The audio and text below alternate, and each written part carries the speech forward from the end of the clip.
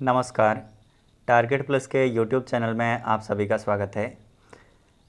Computer में हम memory unit पढ़ रहे थे और मेमोरी यूनिट की प्राइमरी मेमोरी हमने पढ़ ली और सेकेंडरी मेमोरी में से कुछ भाग पढ़ा है, जैसे कि हार्ड डिस्क पढ़ ली हमने, फ्लॉपी डिस्क पढ़ ली, मैग्नेटिक टेप पढ़ ली। और आज के वीडियो में हम सेकेंडरी मेमोरी की डिवाइसेस पढ़ेंगे, जिसमें CD, DVD, pen drive, blu ray disc, zip disc और मेमोरी कार्ड, इन सभी डिवाइसेस के बारे में पढ़ेंगे विस्तृत रूप से।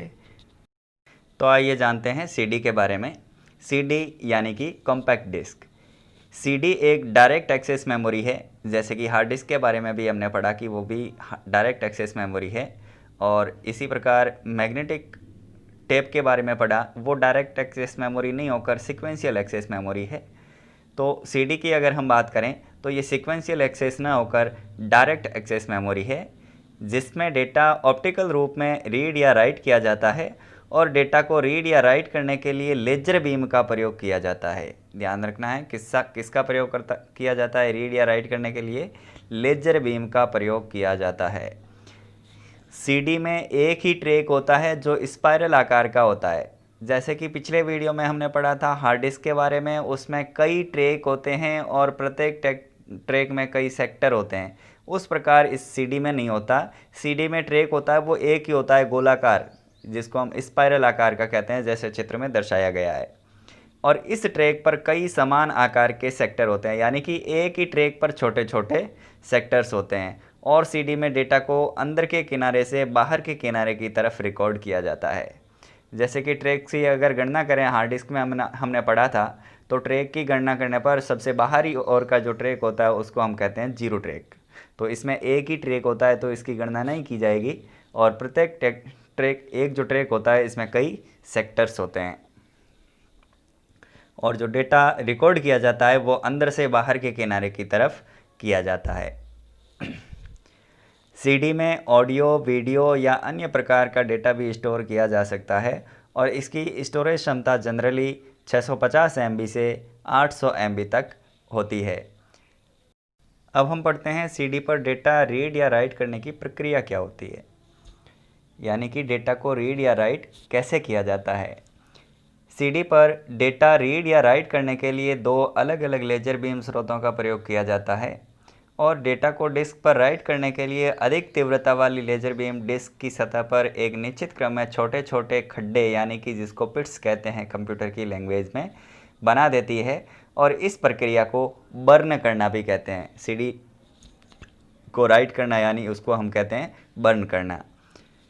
सीडी पर डेटा को रीड करने के लिए कम तीव्रता वाली लेजर बीम का प्रयोग किया जाता है और यह बीम लेंस पर से तो सीधी परावर्तित हो जाती है, किंतु पिट्स पर से परावर्तित नहीं हो पाती, जिससे ड्राइव के सेंसर को 0 और 1 के रूप में दो सिग्नल मिल जाते हैं और डेटा को रीड या राइट किया जाता है। जैसे कि ये चित्र दिखाया गया है, जिसमें लैंड को 0 से दर्शाया गया है और पिट को 1 से दर्शाया गया है।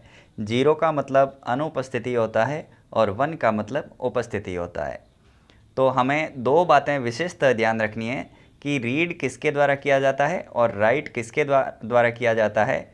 तो बीम का प्रयोग करके किया जाता है। जब राइट करना हो तो अधिक तीव्रता वाली लेजर बीम का प्रयोग करते हैं और रीड करना हो तो कम तीव्रता वाली लेजर बीम का प्रयोग किया जाता है। इन दोनों बातों को याद रखना है। और इसके अलावा जो रीड या राइट होता है तो हमें याद रखना है कि उसमें जो बनता है प्रक्रिया में, तो उसमें एक लैंड बनता है और एक पिट्स बनता है। लैंड और पिट्स किससे संबंधित है, प्रश्न पूछा जा सकता है, तो ये सीडी से संबंधित है। अब हम बात करते हैं सीडी कितने प्रकार की होती है। तो ध्यान रखें, सीडी 3 प्रकार की मिलती है हमें। Number 1 CD ROM, second CD are, जिसको सीडी रिकॉर्डेबल कहते हैं, और थर्ड है सीडी आरडब्ल्यू, यानी कि रीराइटेबल। तो सीडी रोम क्या होती है, सीडी आर क्या होती है, सीडी आरडब्ल्यू क्या होती है, इनके बारे में पढ़ेंगे। सबसे पहले पढ़ते हैं सीडी रोम। इस प्रकार की सीडी में ऑडियो, वीडियो या डेटा, जिसमें कोई भी फाइल्स हो सकती है, पहले से ही रिकॉर्ड किया हुआ होता है। इसमें डेटा को डिलीट करके पुनः नया डेटा रिकॉर्ड नहीं किया जा सकता। सामान्यतः बाज़ार में मिलने वाली फिल्मों या सॉफ्टवेयर्स की सीडी इसी प्रकार की होती है। जैसे कि कोई सीडी होती है वो मार्केट से ख़रीद के लाते हैं, और उसमें कोई हम नया डेटा डालना चाहें तो नहीं डाल सकते, मिटाना चाहें नहीं मिटा सकते। तो इस प्रकार की जो जनरल सीडी होती है उसको हम कहते हैं सीडी रोम। सेकंड पढ़ते हैं सीडी आर के बारे में, यानी कि रिकॉर्डेबल। इस प्रकार की सीडी को ब्लैंक सीडी कहते हैं। ब्लैंक का मतलब होता है खाली। मार्केट से जो खाली सीडी लाते हैं वो होती है सीडी आर। इसमें नया डेटा स्टोर करके उसके भविष्य में बार बार पढ़ा जा सकता है। इसमें आवश्यकता अनुसार बार बार डेटा राइट किया जा सकता है, लेकिन जिस स्थान पर डेटा रिकॉर्ड किया हुआ है उस स्थान पर पुनः रिकॉर्ड नहीं किया जा सकता। इसे रिकॉर्ड करने के लिए विशेष सॉफ्टवेयर जैसे कि नेरो, सीडी क्रिएटर आदि का प्रयोग किया जाता है। यानी कि सीडी आर जो होती है इसको हम ब्लैंक सीडी कहते हैं। जैसे कि हम सीडी लेके आए, उसकी साइज़ है 700 MB। हमने पहले 300 MB का डेटा भर दिया और 400 MB उसमें खाली पड़ी है। दोबारा हम चाहें कि उसमें से 300 MB का हमारे पास अभी है, 700 MB का डेटा हमें और स्टोर करना है। हम चाहें कि वो 300 MB का जो डेटा है उसको मिटाकर 700 MB राइट कर दिया जाए, तो ये पॉसिबल नहीं है। एक बार जो रिकॉर्ड हो गया वो तो रिकॉर्डेड ही रहेगा, और कुछ स्थान अगर खाली है और उतनी साइज़ का डेटा डालना चाहें तो ये संभव है। तो ये तो होती है सीडी आर की विशेषता। अब हम बात करते हैं सीडी आर डब्ल्यू के बारे में, जिसको कहते हैं रीराइटेबल। रीराइटेबल का मतलब दोबारा राइट किया जा सकता है। इस प्रकार की सीडी में डेटा को बार बार डिलीट करके नया डाटा रिकॉर्ड किया जा सकता है, जैसे कि हम पेन ड्राइव में या हार्ड डिस्क में करते हैं। कोई डेटा डाला, नहीं चाहा तो उसको मिटा सकते हैं और नया डेटा रिकॉर्ड कर सकते हैं। और इस प्रकार की सीडी में लगभग 100 बार डेटा को ओवरराइट किया जा सकता है। यानी कि कोई भी ऐसी सीडी लाते हैं तो उसमें हम डेटा को 100 बार मिटा सकते हैं और 100 बार नया डाल सकते हैं। मतलब ऐसा कोई फिक्स नहीं है, लेकिन लगभग इसकी गणना ये रहती है। अब हम पढ़ते हैं डीवीडी के बारे में। डीवीडी यानी कि डिजिटल वर्सेटाइल डिस्क जिसको कहा जाता है। डीवीडी का भौतिक आकार सीडी के समान ही होता है, लेकिन इसकी स्टोरेज क्षमता सीडी से 6 या 7 गुना होती है।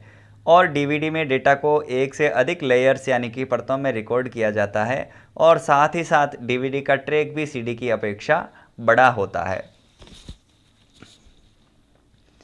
डीवीडी के एक लेयर पर लगभग 4.7 GB डेटा स्टोर किया जा सकता है, और इस प्रकार डबल लेयर डीवीडी में 9.4 GB का डेटा स्टोर किया जा सकता है। सीडी की तरह डीवीडी भी डीवीडी रोम, डीवीडी आर और डीवीडी आरडब्ल्यू के रूप में बाज़ार में उपलब्ध है। और ये कौन कौन से प्रकार होते हैं? जो सीडी में पड़ा वही डीवीडी में होता है। इसके अलावा एक अन्य प्रकार की डीवीडी जिसे डीवीडी रैम कहते हैं, जो बाकी सभी डीवीडी से बेहतर होती है, क्योंकि इसमें एरर कंट्रोल और डिफेक्ट मैनेजमेंट कंट्रोल सिस्टम होता है। यानी कि कुछ सीडीज़ होती हैं जिसकी प्रॉब्लम यह होती है कि कुछ दिन पड़ी रहती है तो क्रैश हो जाती है। तो जो डीवीडी रैम आती है उसमें डिफेक्ट कंट्रोल मैनेजमेंट सिस्टम होता है, इसलिए वो बाकी वालों की अपेक्षा बेहतर मानी जाती है। डीवीडी रैम में डेटा को फ्लॉपी की तरह गोलाकार ट्रैक में रिकॉर्ड किया जाता है, जबकि अन्य सभी डीवीडीज़ में डेटा को सीडी की तरह स्पाइरल ट्रैक में रिकॉर्ड किया जाता है। यानी कि एक ही ट्रैक होता है जिसमें कई सेक्टर्स होते हैं। इस प्रकार की अन्य डीवीडी होती है, लेकिन जो डीवीडी रैम होती है उसमें जो डेटा का स्टोर करने का जो तरीका होता है वो होता है हार्ड डिस्क की तरह। अब हम बात करते हैं ब्लूरे डिस्क के बारे में, जिसको हम बीआरडी कहते हैं या बीडी कहते हैं। ब्लूरे डिस्क एक प्रकाशीय यानी कि ऑप्टिकल डिस्क संग्रहण माध्यम है, जिसे डीवीडी प्रारूप का स्थान लेने के लिए बनाया गया। मुख्य रूप से इसका प्रयोग उच्च परिभाषा वाले वीडियो यानी कि high and definition video games और अन्य डेटा को प्रत्येक एकल परत वाले प्रोटोटाइप पर 25 GB तक और दोहरी परत वाले पर 50 GB तक संग्रहित करने के लिए किया जाता है। डिस्क के भौतिक आयाम मानक डीवीडीज़ और सीडीज़ के समान ही होता है, यानी कि सीडी और डीवीडी के समान ही होती है, लेकिन इसकी स्टोरेज कैपेसिटी होती है वो बाकी अन्य की तुलना में अधिक है, इसलिए ये कॉस्टली भी होती है। और जनरली जो पीसी में यूज़ करते हैं वो सीडी या डीवीडी करते हैं, और इससे ज़्यादा अगर पोर्टेबिलिटी चाहिए तो हम उसकी जगह पेन ड्राइव का प्रयोग करते हैं। अगली डिवाइस हम लेते हैं पेन ड्राइव। पेन ड्राइव को यूएसबी फ्लैश ड्राइव के रूप में जाना जाता है। यूएसबी यानी कि यूनिवर्सल सीरियल बस। यह एक पोर्टेबल डिवाइस है। इसका अर्थ है कि इसे आसानी से एक स्थान से दूसरे स्थान पर स्थानांतरित किया जा सकता है। यह एक पेन आकार की तरह दिखती है, इसलिए इसे पेन ड्राइव के रूप में जाना जाता है। और पेन ड्राइव यूएसबी पोर्ट के द्वारा कंप्यूटर से जुड़ी हुई होती है और सामान्यतः इसकी साइज़ 4 GB से 128 GB तक होती है। यह drive plug and play device है, यानी इसे चलाने के लिए किसी भी अतिरिक्त ड्राइव या सॉफ्टवेयर या हार्डवेयर या एप्लीकेशन की ज़रूरत नहीं होती। यानी कि प्लग एंड प्ले डिवाइसेस वो होती है जिसको चलाने के लिए हमें अदर किसी भी एप्लीकेशन की या ड्राइवर की ज़रूरत नहीं होती। यूएसबी पोर्ट में हमने डाली, अपने आप कंप्यूटर उसको रीड या राइट कर सकता है। तो इस प्रकार की device plug and play device कहलाती है। इसने सीडी और डीवीडी का स्थान ले लिया क्योंकि इसकी संग्रहण क्षमता और डेटा ट्रांसफ़र रेट अपेक्षाकृत अधिक होती है और पोर्टेबिलिटी की जो सुविधा है वो तो इसमें बाकी सबसे बेहतर होती है। अगली डिवाइस हम लेते हैं मेमोरी कार्ड। मेमोरी कार्ड में भी फ्लैश मेमोरी का प्रयोग किया जाता है, पेन ड्राइव की तरह ही। इसका प्रयोग mobile phone, digital camera, MP3 player में इसकी स्टोरेज मीडिया के रूप में किया जाता है। मेमोरी कार्ड को मल्टीमीडिया कार्ड भी कहा जाता है और इसका आकार बहुत ही छोटा होता है और मेमोरी कार्ड पर डेटा को रीड या राइट करने के लिए कार्ड रीडर का प्रयोग किया जाता है। यानी कि एक कार्ड रीडर होता है पेन ड्राइव की तरह, जिसमें मेमोरी कार्ड को लगाकर रीड किया जाता है।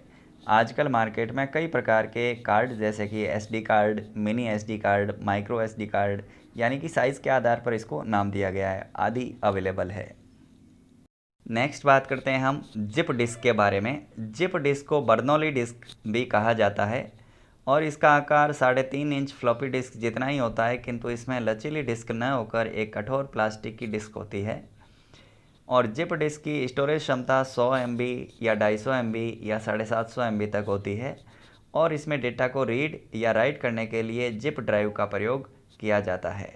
फ्लॉपी के लिए जैसे कि फ्लॉपी ड्राइव का होता है, CD के लिए CD ड्राइव का होता है, इसी प्रकार जिप डिस्क के लिए जिप ड्राइव का प्रयोग किया जाता है। तो जनरली सेकेंडरी डिवाइस के अंतर्गत आने वाली सभी स्टोरेज डिवाइस को हमने पढ़ लिया।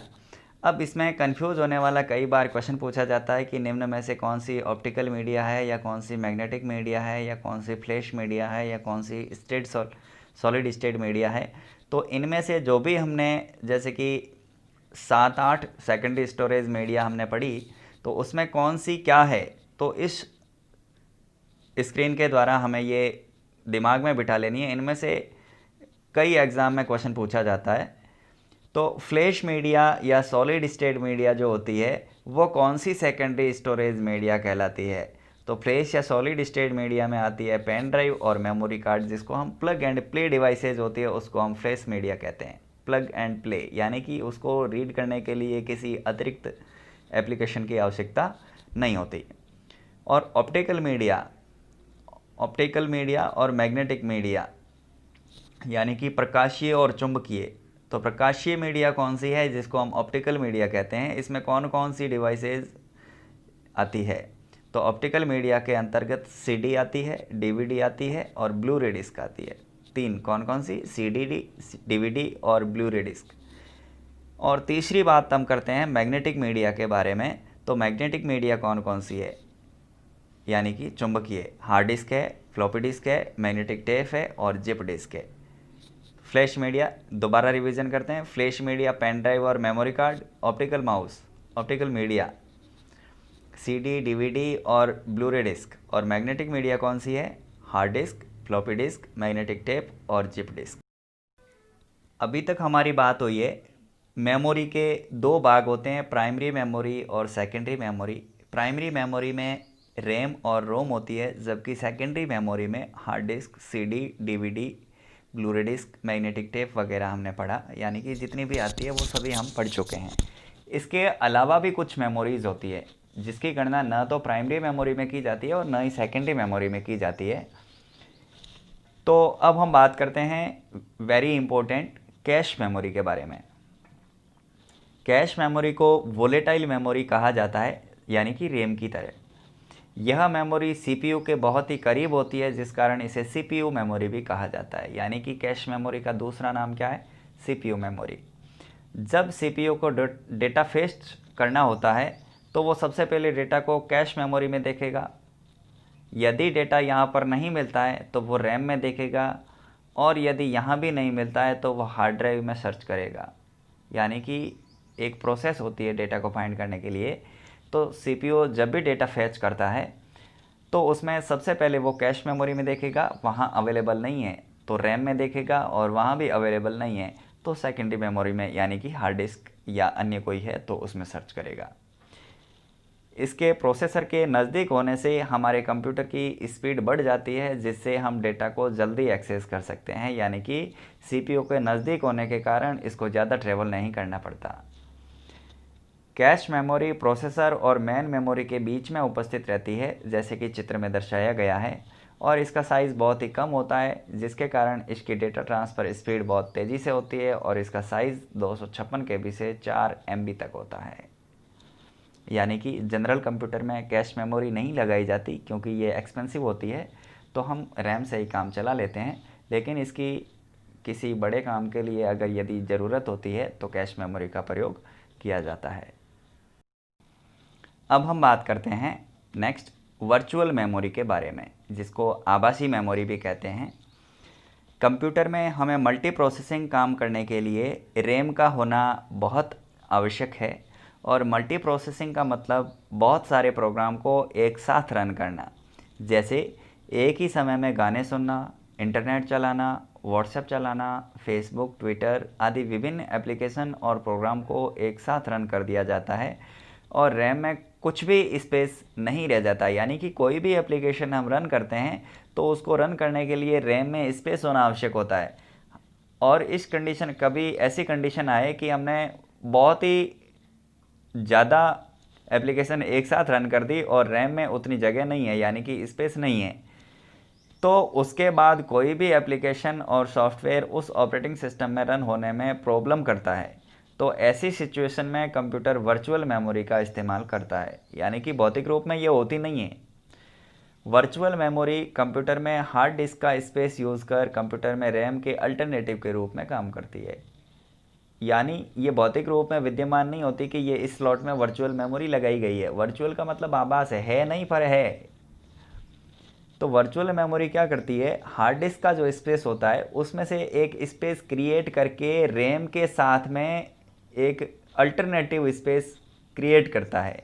तो ये अल्टरनेटिव क्रिएट किया हुआ जो स्पेस होता है, इस स्पेस को हम कहते हैं वर्चुअल मेमोरी।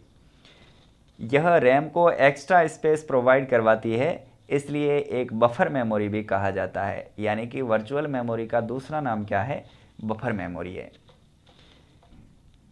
तो अभी तक हमने primary memory, secondary memory, cache memory और वर्चुअल मेमोरी पढ़ ली, जो कि एक स्टोरेज मीडिया है।